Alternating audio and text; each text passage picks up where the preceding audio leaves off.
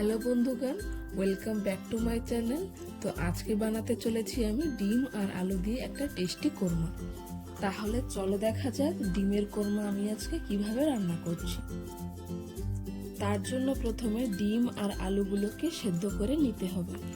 ডিম তোমরা তোমাদের হিসাব মতো নিতে পারো, আমি এখানে 4টা ডিম নিয়েছি। আলু আর ডিম ভালো মতো সেদ্ধ হয়ে যাওয়ার পর দুটোকে নামিয়ে নিয়েছি, তাতে হালকা ঠান্ডা জল দিয়ে দিয়েছি। আলু আর ডিম যখন ঠান্ডা হয়ে যাবে তারপর ছুলে নিয়েছি।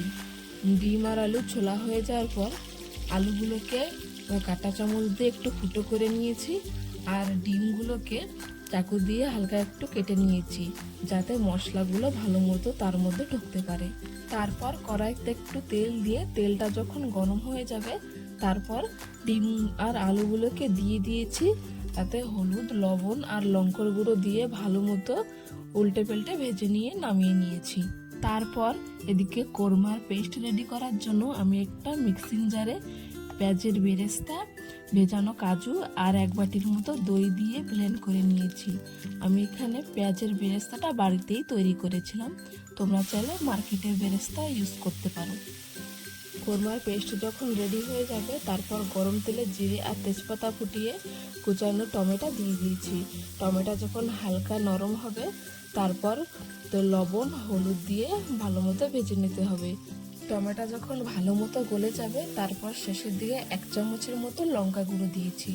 লঙ্কা গুঁড়ো আমি এখানে পরে দিয়েছি, কারণ লঙ্কা গুঁড়ো আগে দেওয়া পারলে মশলাটা পুড়ে যায়, তার জন্য আমি এখানে লঙ্কার গুঁড়ো পরে দিয়েছি। লঙ্কার গুঁড়ো দেওয়ার পর টমেটোর সাথে লঙ্কার গুঁড়োটাকে ভালো মতো মিক্স করে নিতে হবে। এই রান্নাটা করার সময় বেশি তেলের প্রয়োজন পড়ে না, তার জন্য এটাকে তুমি টেস্টি আর হেলদি রেসিপিও বলতে পারো।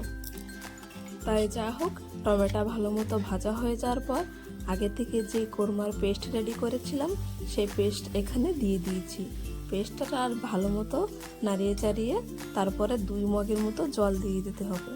কোরমার পেস্ট দেওয়ার পর বেশি সময় না ভাজলেও চলবে, হালকা একটু নাড়িয়ে চাড়িয়ে জল দিয়ে দিতে হবে।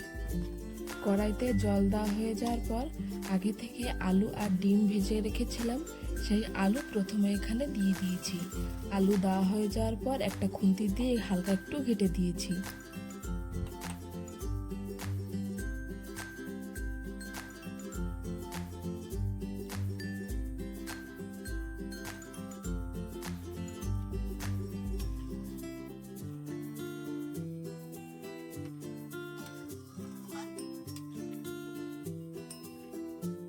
তরকারির জলটা যখন ফুটে উঠবে তারপর আগে থেকে ভেজে রাখা ডিমগুলো ধীরে ধীরে একটা একটা করে দিয়ে দিয়েছি।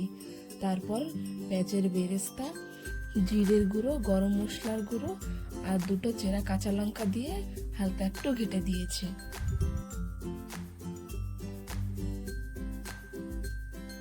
শেষের দিকে তরকারিটা যখন হয়ে আসবে তারপর কুচানো ধনেপাতা দিয়ে হালকা একটু নাড়িয়ে চাড়িয়ে নামিয়ে নিতে হবে। এইভাবে ডিমের কোরমা রান্না করলে ভাত হোক বা রুটি, দুটোটার সাথে খেতে অসাধারণ লাগে। তরকারিটা খেতে কিন্তু দারুণ হয়েছিল। তোমরাও এভাবেই বাড়িতে ডিমের কোরমা রান্না করতে পারো।